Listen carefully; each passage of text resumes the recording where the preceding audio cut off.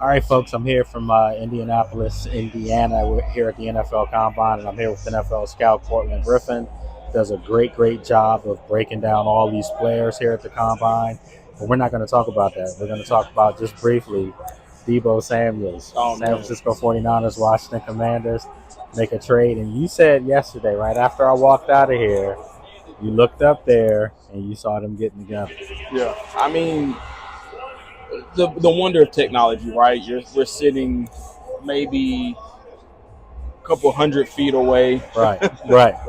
from them. But I mean, to be able to zoom in yesterday when it was announced, it was a big surprise because it was like, okay, Brandon Ayuk and Deebo Samuel. We kind of knew about Deebo Samuel, Brandon Ayuk being the surprise, and then it was announced maybe 5 to 10 minutes later that Deebo Samuel has made a move. Now, of course, being the journalists that we are, being nosy, we're in the building, right? This is where all the deals are being made, the combine.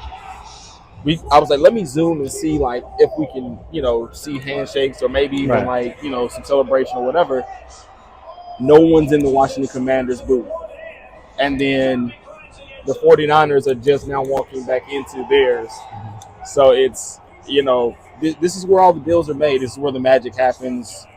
And so we're seeing that firsthand here. So we talked about, on Tuesday, you came on with me on my pod, Right. and we mentioned that we had heard that Deebo was going to be meeting with them at the end of the week. Right. And sure enough, this is what happens.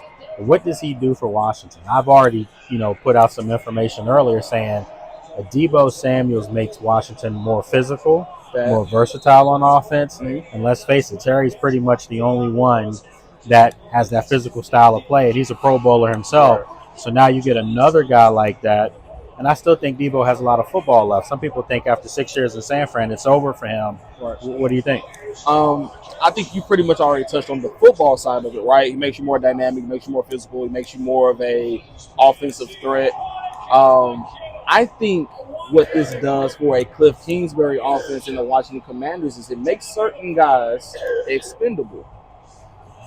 So a guy like Austin Eckler, for example, may find himself as a cap casualty at the end of the year. It's off the simple fact Deebo can now move into that third down back situation where you're taking maybe a Brian Robinson or one of the stellar rookies that we saw yesterday, which is a lot of those.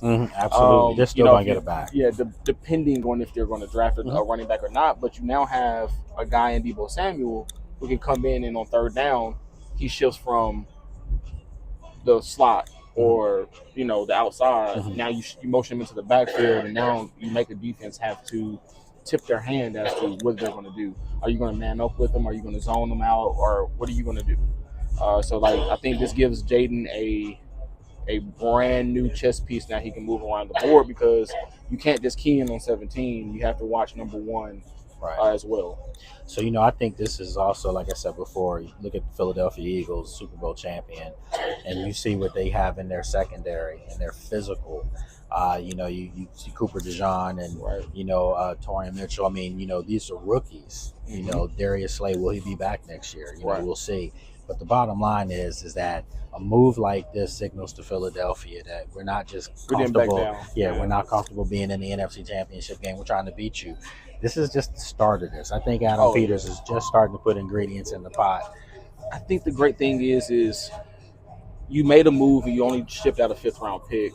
Of course, draft currency is the ultimate form of currency in the NFL. Yeah. So 5th-round pick for a guy who still has maybe a good 3 years of prime years left in his career is great. It seems like a steal. Mind you, you still have 5th rounder. Right. Mind you still have Jonathan Allen, who I consider one of the top 15 or 20 defensive tackles in the game right now. That's a chess piece that can be moved still. It's still on the board. $82 million, approximately $81.9 million in cap space.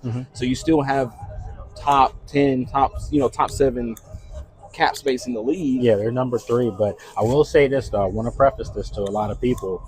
Yes, we have a lot of cap space, and Washington does. I can't keep saying we. Right. But Washington has a lot of cap space. However, they only have like 40-something guys right now under contract. So, I mean, they still have to maneuver the roster around. So, I think a lot of that's going to have to go to say, what are you going to do with Dante Fowler Jr.? Right. What are you going to do with Jeremy Chin? A guy like De'Ami Brown. I think this move with Deebo kind of signals maybe De'Ami's on the way out. Right, well, that, but also, I think, again, I think the combine kind of gives teams more of a tangible view of what free agency would look like for you. Sure. Because now, good point. I just saw a guy in Billy Bowman, right, who plays a very physical style, who also can play back end, similar to a Jeremy Chin, right?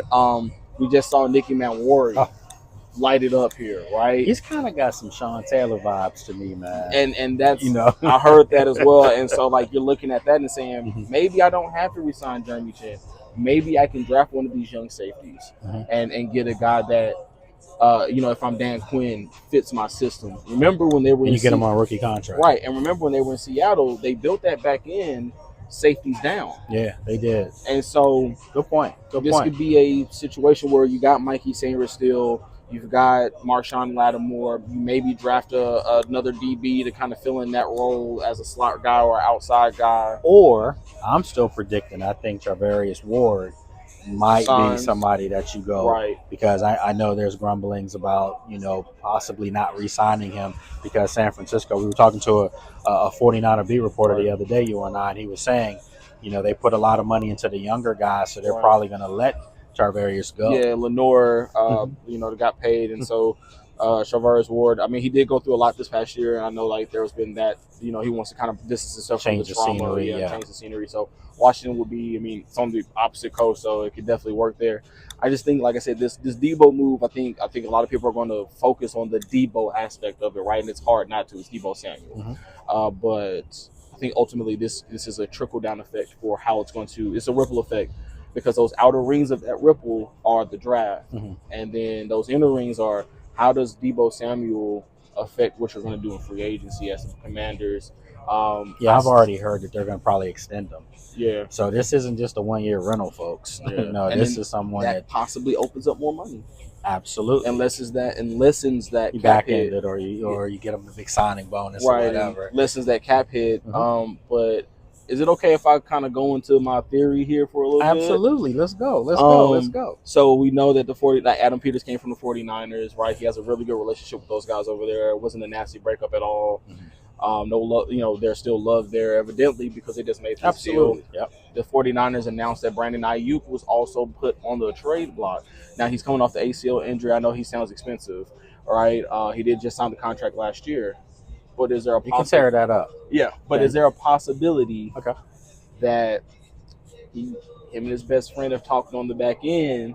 And of course, your words, his best friend, of course, right? And Jaden Daniels, your young quarterback, and said, "Hey, listen, let me preface this too, because I saw you put that out yesterday. I did. I told him they're best friends. If it's not his best friend, it's one of his top three friends, which is one of his best friends. So you have to give it where it's due." And I'm going to say this. That injury that he sustained last year was early in the season. Right. So, working your way back, he could be ready by training camp. Right. And I think theory pending, right? Like tangible evidence pending.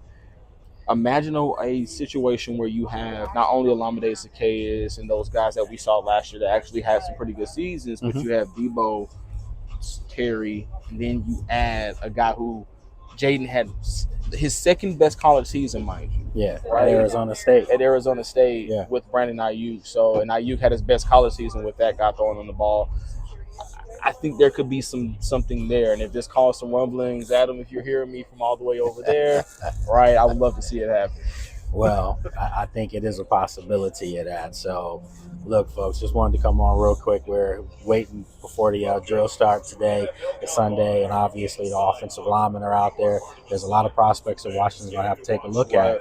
Perhaps they take a tackle if one is there at 29.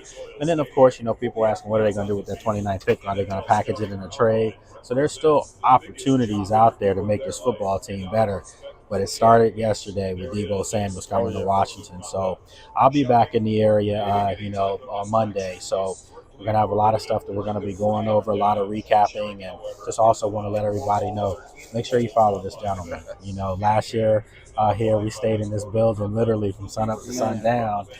He's still doing it. He did it all week long. Yesterday I was like, I got to leave, and he was still here. So make sure you follow Courtland. Griffin does a great job. Let everybody know where they can check you out. Yeah, man. Twitter on at DC Griffey, on Instagram as well at DC Griffey, to catch all of my combine coverage, my hand times, my personal rankings, and big boards. You can catch all of that, and also maybe some Washington Commanders mock drafts as well. So we're definitely going to have all that coming. There's more coverage, of course, to come because pro days are happening in the next coming weeks, and free agency is going to also affect this. So definitely going to be fun. And you saw the love Adam gave me the other day. Oh, yeah, man. Absolutely. So I tell everybody out there, we're not just throwing this stuff out there. So as always, appreciate you checking this out. Take care. Thank you.